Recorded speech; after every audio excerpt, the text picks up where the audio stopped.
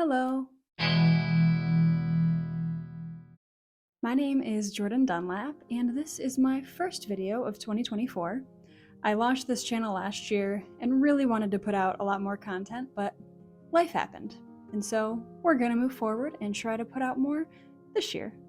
And this is actually a unique topic that I'm currently walking through right now, so I wanted to make a video about it to help me process through it, but also in case it might help someone someday who's going through something similar or just wants to learn what other people are going through.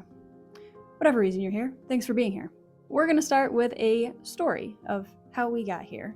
So early last year, I believe it might have even been December 2022, but in the morning I walk on the treadmill to kind of get my blood flowing.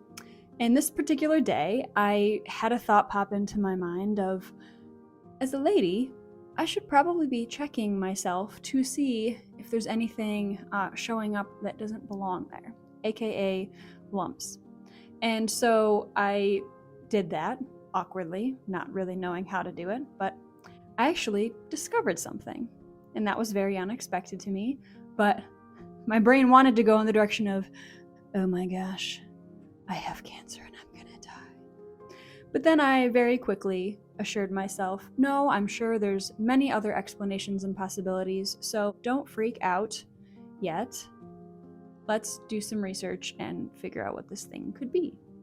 And so I did, and I found out that it's very common for women to have cysts and other things that grow that are completely not harmful. They happen for random reasons, and it doesn't mean that it's going to turn into something bad or be something bad.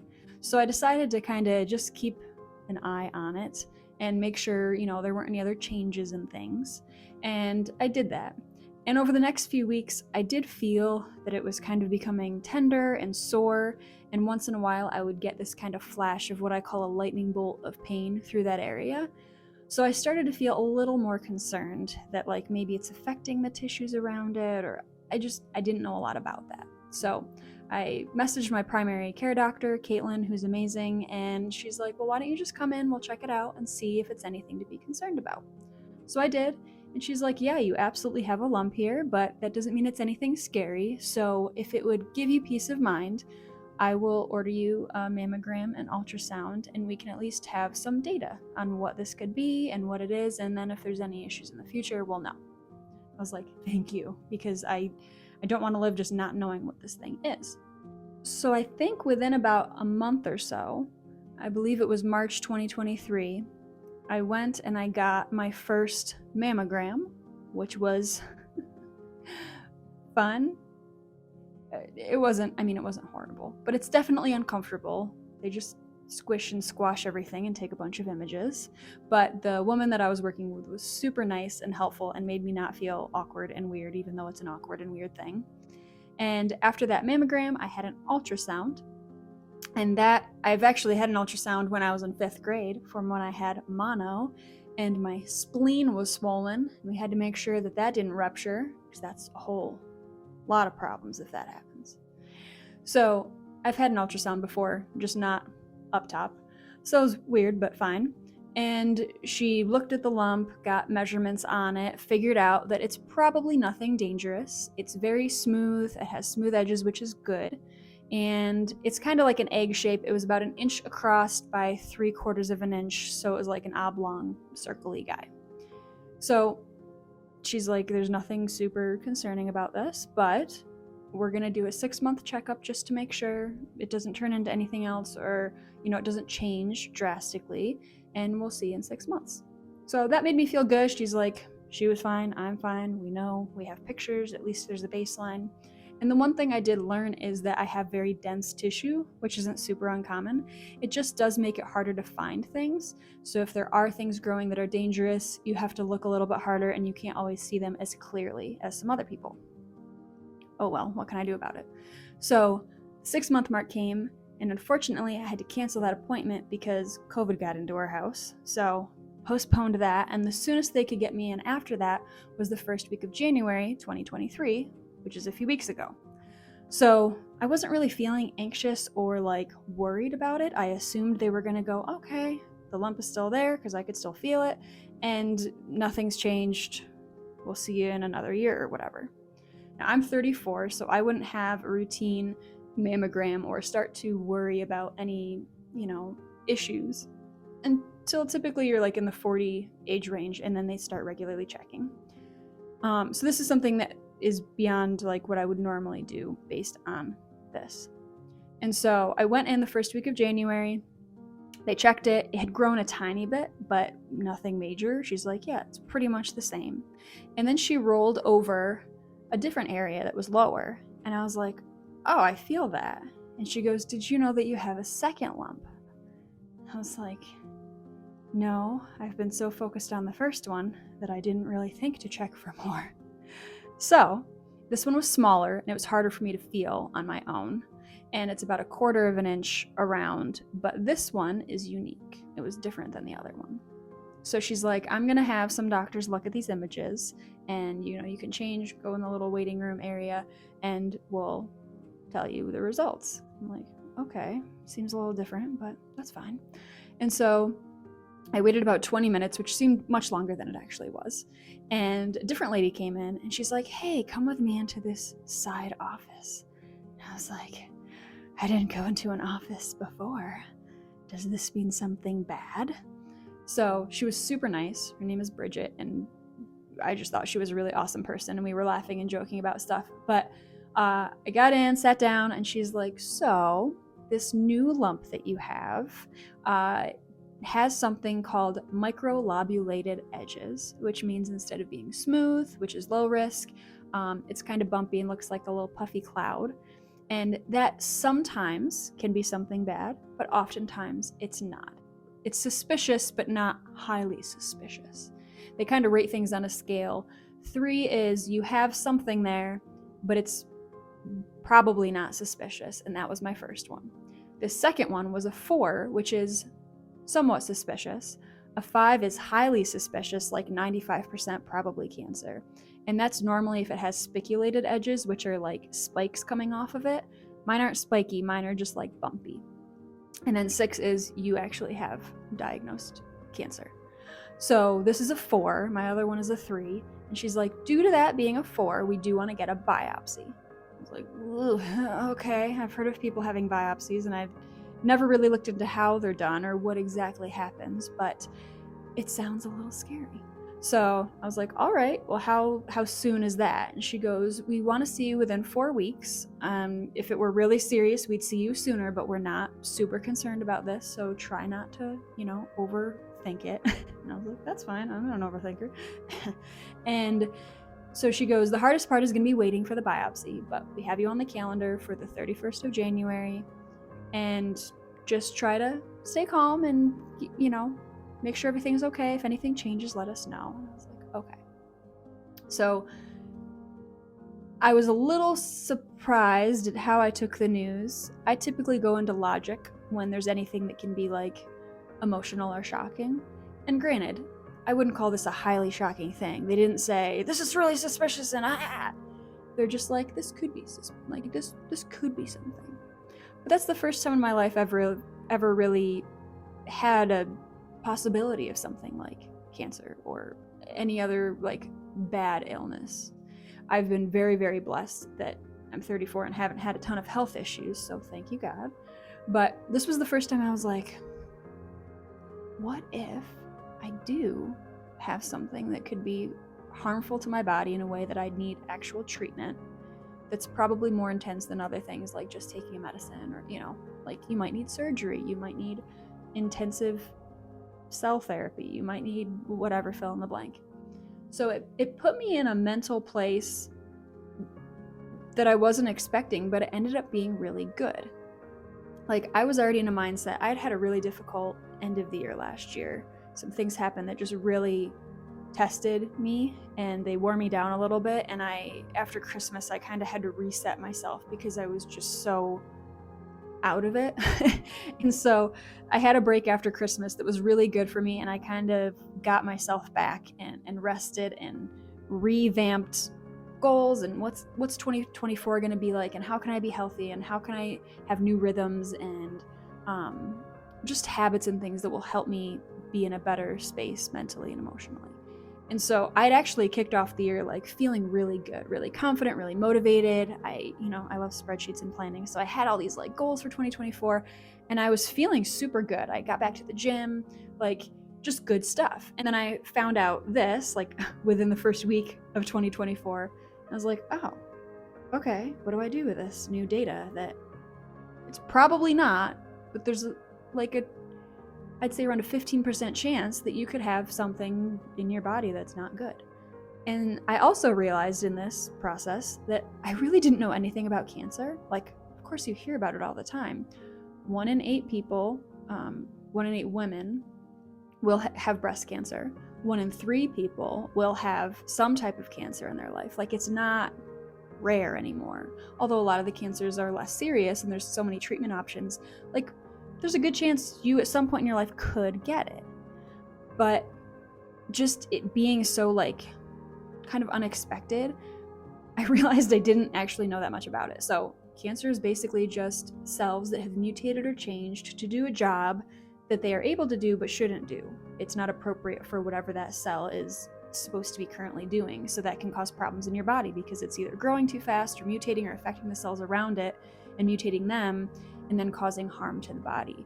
And all cancer really wants to do is just keep replicating itself. And that's why if it gets to your lymph nodes, if it gets to other parts of your body, that's when it starts to get serious.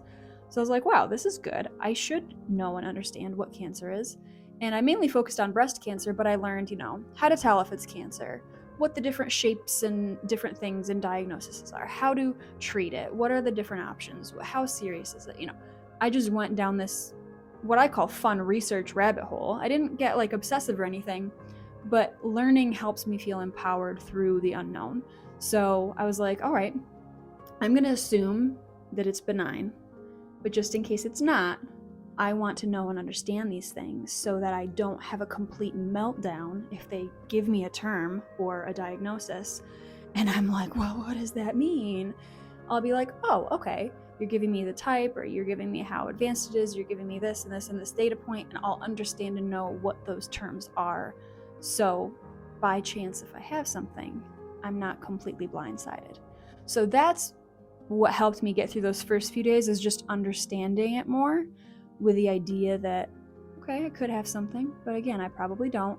But I didn't want to totally err on the side of, it's benign, it's nothing, because then I'd be like, not in a healthy place if it was. So I think it's good to find that balance. And I found it pretty quick, which I was proud of myself, because I'm a very sensitive person, mainly in like the physical realm, but I'm also, I tend to allow my logic to override my emotion, and sometimes I hold it all in. So I'm trying to practice and learn how to feel my feelings and let them go in a good, healthy way, and not to just move to the logic side. So it's been a really good exercise for me of how I'm going to work through this. And the waiting has been hard, honestly. I just want to know. And that's kind of what the nurse said. She's like, it's going to be hard because you're just going to want to get it over with, do the biopsy, give me the results, like just tell me.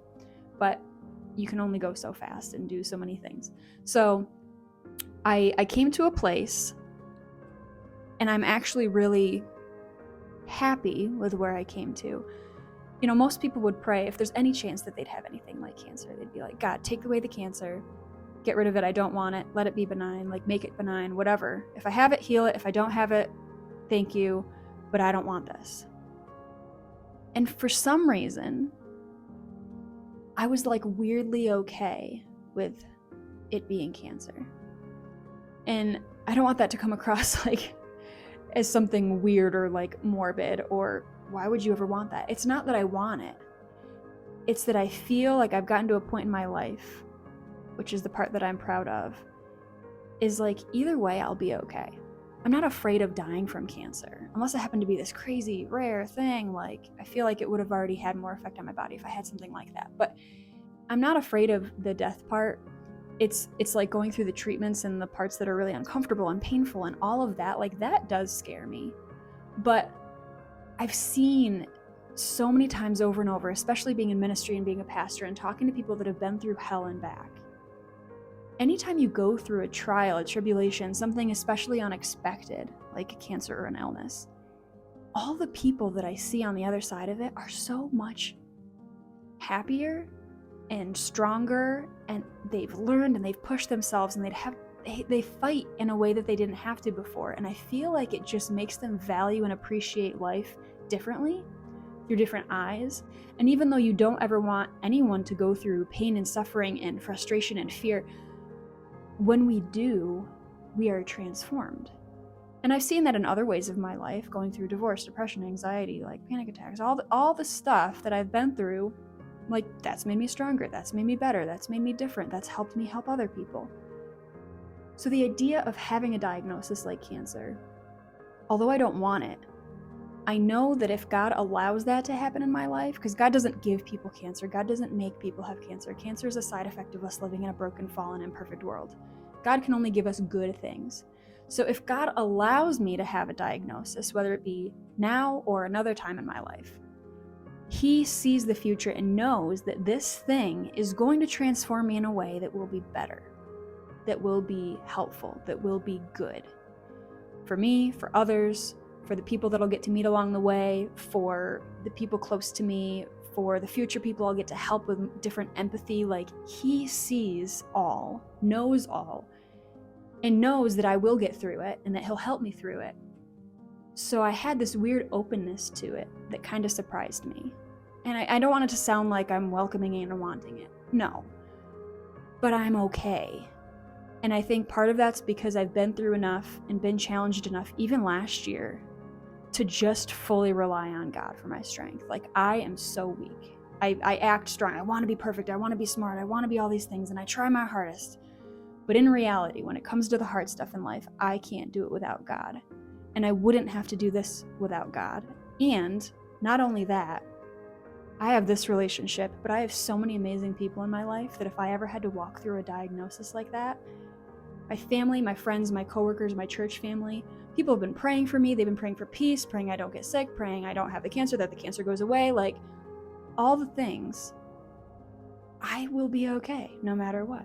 And that's a great feeling. That brings so much peace and joy, knowing that even through crap, I'll be okay. And I'm hoping that I can take this mindset, like if the results come back, I get the biopsy and they're like, yeah, it's benign, it's fine, you're good. I want to walk away with this, continuing to believe and live that way through any other future thing that might pop up, whether it be a diagnosis or another trial or another thing I never ever thought I'd been through. I've been through so many things I never thought I'd been through, and I've survived, and I'm okay. And even though there's repercussions and there's still healing and I still need counseling and like there's always stuff we can learn and grow from and through. But I really hope that this isn't just me being okay because the bad thing hasn't actually happened yet. Like, it's easy for me to say, I'd be fine. And then if I actually had it and I'm walking through horrible, challenging situations, am I still going to be fine? I probably won't feel fine at all, but I'm really hoping that this Jordan now can continue to be this Jordan in the future, no matter what happens. And I want that for other people too. Like, I want you to be at a place in your faith and in your confidence and trust in God that you're like, God, I don't want to go through this. But I will, knowing you're with me, and I know that other people will help me, and I know that it'll be okay. Because ultimately, we are creations. This world isn't about us and our comfort and everything being just like smooth sailing. This life is His, and it's meant to glorify Him, and He loves us, and He wants us to have an amazing life. But sometimes the sin and the brokenness of this world will make life difficult, and He's still there with us, and He still wants us to walk through it with a good attitude because He's with us. We're never alone through it. So, all that to say, I've been learning a lot about myself and thinking about things differently. And I'm so thankful that I have this stupid lump. Like, and I hope that I can continue to think that way and not lose that when things actually get hard, whether that's through this or through something else. So I'll leave you with two things. These are like the two things I wanted whoever's watching to take with them. First, whether you are female or not, men can get breast cancer too, but in regard to your entire body, please take care of yourself. Please pay attention.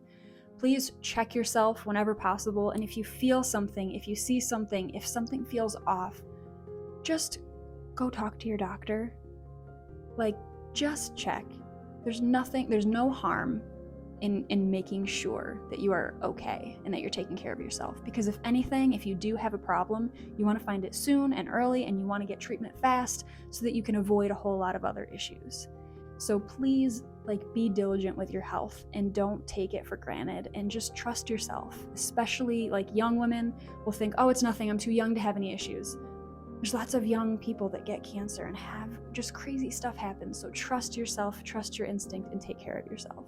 And for the ladies that are older, if you're skipping mammograms, or you're thinking, oh, I don't have a genetic history, it's fine, please just do it anyway. I want you to have the most fulfilling long life you can have, and you wouldn't want a silly thing like missing out the fact that you have something in your body that you shouldn't.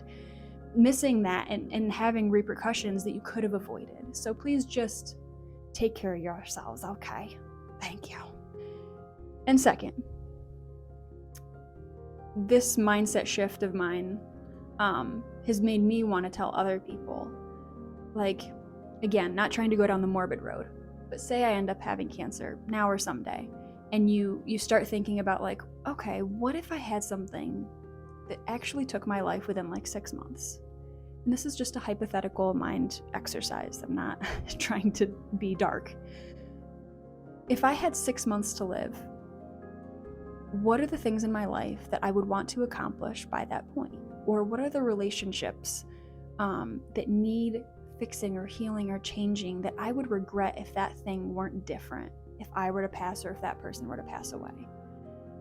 I think we avoid thinking about these things a lot of the time because we just get busy, we get in the normal rhythm of life, and then something random happens and we're like, oh my gosh, there's all these things I never did, and there's all these relationships that I wish were a little bit different, that I could control, that I could help, that could be different. Why am I not focusing on those things? Because life. I do it all the time too. I put things to the side. But the inkling that I could have something wrong has made me want to do the things I want to do the dreams and the goals and the ambitions, and figure out what I want to do with my life. What am I called to do? What is purposeful? What brings joy? It could be little stuff. It could be huge stuff. It could be changing your career. It could be finally doing the thing God's calling you to do. It could be going on that trip you've always wanted, or doing that hobby you've always wanted, or who knows, fill in the blank. Or it could be relational. I'm really mad at my mom, and we haven't talked in months, and I don't even want to go down that path of what that relationship could look like in the future if we were to try to resolve it. What if fixing that relationship made a huge ripple effect in your life? Or that friend that got kind of estranged and you feel awkward and you don't want to reach out to them. What are the relational things in your life that you do have healthy control over? I'm not saying do anything unhealthy, but pursue those. It could change so much in your life. This whole life is really about relationships more than anything else. We make it about a lot more, but it's really about relationships. And if there's broken relationships in your life that you could work on, please work on them. I'd hate for something to happen to you or that person, and for you to live the rest of your life in regret because you could have done something and you didn't. So this is just another thing that I've been processing through with just the idea of having a health problem. But I think it's really good that we just pause once in a while and consider, what am I doing with my life? What direction am I going in? Is it good or bad? Are there things I need to let go of? Are there things I need to invite in? Do I have a healthy circle of people to support me when bad things happen? Because they will. And how can I support other people that are going through bad things right now? We're made for a relationship. So just take 5 minutes when you're done watching this video. You've invested this time. Invest a few minutes more and just make a few things on a list that you can impact for your future over the next few weeks and months that will potentially change your life. Please do that for me. You don't have to. I'm not going to check in on you, but if you do and it goes well, let me know, because I don't want to waste anything, and we really don't know what tomorrow brings. So please live in love and light and hope and faith and peace and joy, and go out and don't let life bring you down. You bring life up. You go out and change things and impact things, because that alone is purposeful, and you will feel better for it. So I hope you guys are all doing well. We're almost to the end of January. I have 5 days until my biopsy, and my plan is to film maybe after the biopsy and let you know how that went, and then film when I get the results. So we kind of see the whole spectrum of what's happening here. And again, praying for good results, praying it's nothing, praying for a miracle. They're like, oh my gosh, the lump is gone. How did that happen? And I'm like, big guy upstairs was like, boom. But again, no matter the results, I feel okay. And I'll continue to see if I feel okay, depending on if they're good or bad. But I'm thankful this has been a really good experience for me. And I hope maybe it's even taught you something. But I thought of doing a really cheesy transition, and I'm just gonna do it. So, future Jordan, how'd that biopsy go? Oh hey, past Jordan, let me just tell you all about that. Well, we are now into February, and I'm gonna try to keep this a little succinct because I can just give too many details, and this will be a 5-hour video, which is not what we want. So, first off, biopsy went as smoothly as it could. I'll give a quick run through of how that went. My mom actually picked me up. She really wanted to go with me to the appointment and just be there for moral support. So we went to the appointment. We had our first consult at 3. The lady that we had was super nice. Her name was Heidi. We actually ended up talking about church, and I invited her to the church that I work at, and it was just a really nice conversation to kick off the time.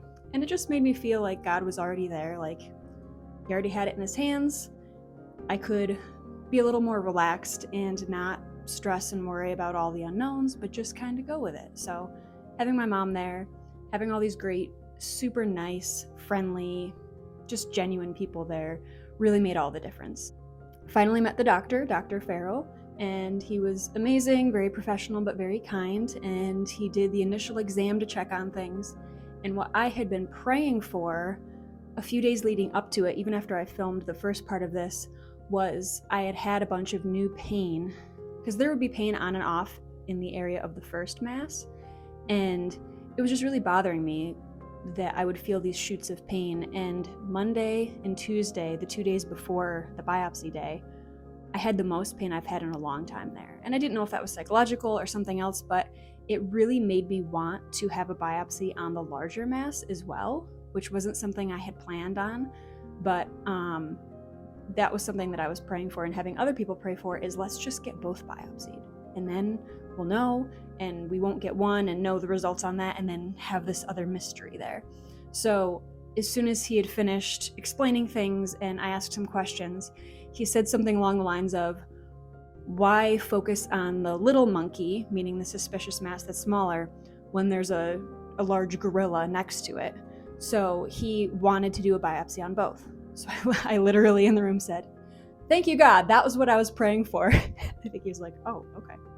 So it all went well. And that was, again, a relief. That was an answer to prayer. The woman, Bridget, that I really wanted to have in the room, who told me I needed to get a biopsy originally, she walked in next, and I was like, yay, I get Bridget.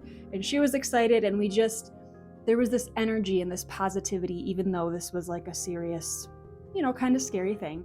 And again, just felt relief and felt comfort. So we went into the room where the procedure would be done. I met another assistant who was a nurse, and then I met the ultrasound tech, who was, again, super nice. So there was like 5 or 6 of us in there. It was a lot of people. But Dr. Farrell came in. He's like, here's what we're going to do. My mom stood. They actually let her in the room, which I didn't know was a thing. So that was another blessing. I thought you couldn't have anyone in the room with you during the procedure, but I'm not going to lift this arm because this is the sore side. But I basically had my arm above my head the entire time, and she was holding my hand, and she was a trooper. She watched the whole thing and was there to kind of support me and walk me through it. And so the ultrasound monitor was right next to me on the side, and that really, really made a difference because I could focus on watching what was happening during the biopsies instead of trying to close my eyes and be in the unknown. I want to know. It's helpful for my brain and my wanting to understand and see things, to not just try to zone out and have all this feeling stuff going on. So the visual really helped. I got to see both of the masses. He explained everything as he went. They actually did 2 different types of ultrasound guided biopsy. The first one, after numbing and everything, which the numbing was uncomfortable, but the rest of it was more so a lot of pressure. I will say The environment in the room was way better than I expected. We were talking and joking and laughing, and there was just this, again, positivity and friendliness, and that made a huge difference. The procedures itself, like the 2 biopsies, thinking I was going to have 1 and then having 2, I would say they were honestly more intense than I expected. So it's like, I thought it was going to be this serious, quiet room, like an operating room from a TV show. Instead, the environment was all good. The procedure, I thought was going to be like, okay, you have these lumps and you put the needle in and you numb and then you put the needle in and you get the cells. Like, I thought it was going to be simpler than it was. But the actual act of like getting needles to the masses, you have to go like kind of at it sideways. That was different than I expected. The level of pressure and pushing and maneuvering as I'm watching it on the screen to get these large needles into the masses and then do what you needed to do, it was just a lot more physically, pressure-wise, and psychologically. Like, it felt like time was like really, really slow in those moments. So a little worse than I expected, not pain-wise, just it was uncomfortable. It was, the best word is intense. And I was trying to keep my anxiety in check, to not get overwhelmed, to just focus on what was happening and be thankful that we could do this. You know, I talked all through it with the nurses, like we were making jokes and having fun too. But then there was moments where I was like, you gotta hunker down and push through, because I could feel him pushing needles through really dense tissue and it would kind of pop. And there were these things that I was like, okay, this is more than I expected. But he got through the first one. He did the smaller one first. And for that, he used, I don't know all the terms, so forgive me, doctors out there, but there's basically a needle that goes in and the needle actually opens up on the top and kind of, it was like a machine that sucked these cell samples into it. So that was for the smaller sample. And then for the larger mass, which was super easy to find on the ultrasound, he actually used, it was a needle that had like a handle that punched through and kind of gathered the cells in the tube. And then he did 3 different samples with 3 punches each. So on the ultrasound, it's like he maneuvered his way in there and he's like, dah, dah, dah, stabbing. And I was like, oh, this is crazy. So watching it on the screen too, it's just like this giant needle stabbing into this ball. So funny and crazy. Like, I never thought I would go through this. But everything was successful. Like, I looked down after and saw like the size of the hole and there was some blood, but it wasn't horrible. It wasn't too traumatic. It was just very, you're kind of on edge the whole time. But he was amazing. Like, nothing went wrong. Everything went as well as it could have been. He got really good samples, put pressure on the wounds, special bandages that you don't remove. You just let them fall off. More gauze, more bandages, like got everything taken care of. The nurses were phenomenal, super supportive, helpful. Having my mom there was amazing. So would I want to do it again? I hope I never have to. It wasn't, I don't want to play it up to be worse than it was. It was a lot, but the thing that I'm thankful for is that we have this technology.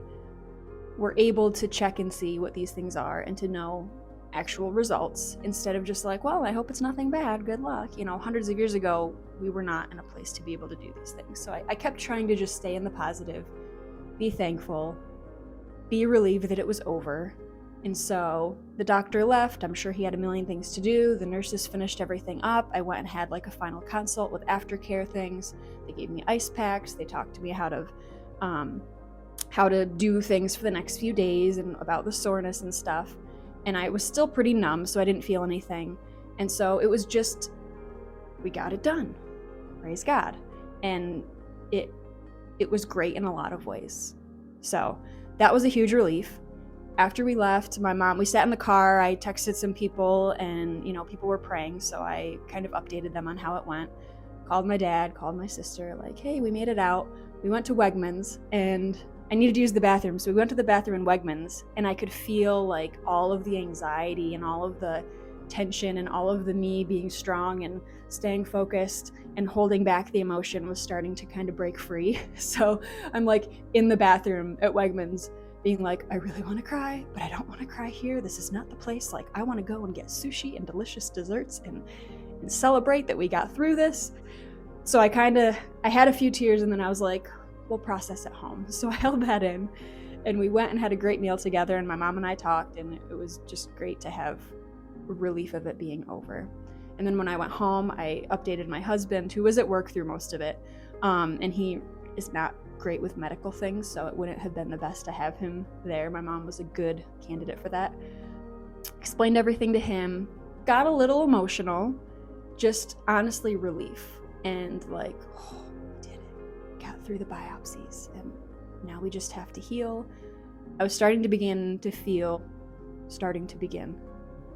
I felt some pain at this point, mainly in the side, like the armpit area. Basically, there was a hole on this side and a hole on this side. So this side was the one that was starting to feel pain, and I did feel a little bit anxious about that, just because you don't know how much pain you're going to have. You don't know what the pain is going to be like. But most of it, and now that we're a few days away from it, it is really just like a bad bruise, almost feeling like someone's just pushing on a bad bruise. It hasn't been horrible, and I'm very thankful for that. The woman said you might have a ton of actual bruising, very little bruising, so I'm like, things are going well, things are going good. I can't jostle and move around too much. Like if I were to jump, oof, that would hurt. It's very sore inside, but honestly, better than I expected for the recovery time. So again, just maintaining a positive mindset. So results, that's probably what people are wondering if you don't already know the results. So the procedure was done around, like everything was finished around probably 4:30, maybe 4:15 on Wednesday, the 31st. I went to work the next day, had a bunch of meetings, and at lunchtime, me and some of my coworkers are all sitting eating lunch, and I had my email notifications on because they said you'll get the results in your portal before the doctor will have a chance to call you. It's going to be in medical terms, but if you want to look, you can look at your results. So my email dinged, and I'm like, guys, there's something in my portal. And so I kind of like everything else in the room was gone. And I'm like, the email, open the email, sign into the portal. What is it gonna say? So I kind of zoned in, and my Face ID is slowly logging me in, and it's like, you have new test results. And I click on the link, and this huge document comes up. And I'm scanning, and I see sample 1, 6 centimeters, benign. Sample 2, 4 centimeters, benign. I was like, thank you, God. So I read everything to make sure I wasn't missing anything. But below it had more details on the sizes of the samples when they were processed. Basically, the samples consisted of fibrofatty tissue, which is classified as a fibroadenoma, which is the most common kind of growth lump thing that women have in their breasts. And so both of them were fibroadenomas, even though the other one looked wonky.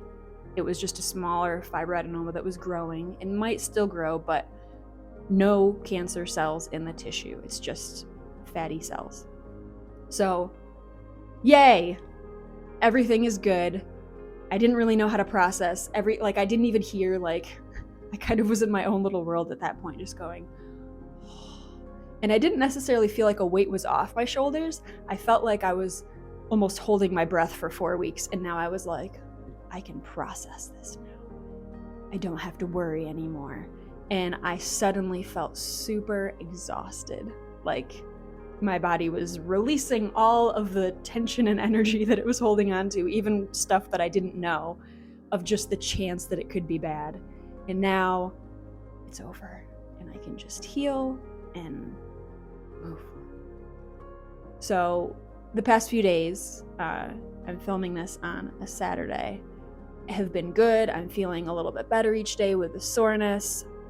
I'm trying to now look forward at plans and next steps, because there was this part of me that was kind of like holding on to, well, what if, and I didn't want to make too many plans just in case I had other appointments or things coming up. So it's an interesting dynamic when there's even a chance that you're going to have something bad as a result. You're just like, well, I'm just going to kind of hold this. And maybe other people don't do that, but I was definitely, some things were reserved.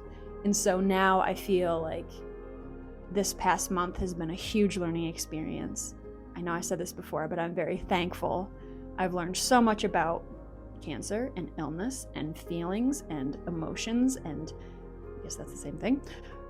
Mental processing going through something you've never been through and seeing how you do. And I didn't have a meltdown. I did well, and maybe I'll still cry, but I will say the morning of the biopsy, I was showering and getting ready before I went to work. And I was just able for the first time to cry a little bit. Like I was holding in, I think, a little bit of fear, trying to be strong. And I did allow myself to cry and just let that go, to be more mentally prepared to go into it and knowing like it's okay to be afraid. This is something I've never done. And so to anyone who's had a biopsy, maybe they're different for people, but with breast biopsies, when you have dense tissue, it's a thing. Like it's not just a simple in and out, like it can be intense. So I now have this knowledge and wisdom of what that's like, and hopefully someday I'll be able to use this information to help other people too, whether it's, someone going through it, or maybe if they get not great results. Just trying to keep that attitude of you will be okay, have a good support system around you. Like I wanted to say thank you so much to all the people that prayed. I had many people reaching out to me and texting me and letting me know they were thinking of me, or letting me know that they had been through this before and they had just fibroadenomas or things. So it's an encouragement to just know like you're not alone in this. Other people have been through it. Other people will go through it. And maybe now you can be a person to encourage someone else that's going through it, because it is scary. Many people get a diagnosis at that point and you never know. Overall, thankful. Overall, glad that I'm through it. I'm really excited to just continue this year and see what happens. I'm sure there will be other twists and turns along the way, but when the doctor did call a few hours later after the email, he shared that I will have a 6-month follow-up to just make sure everything's good.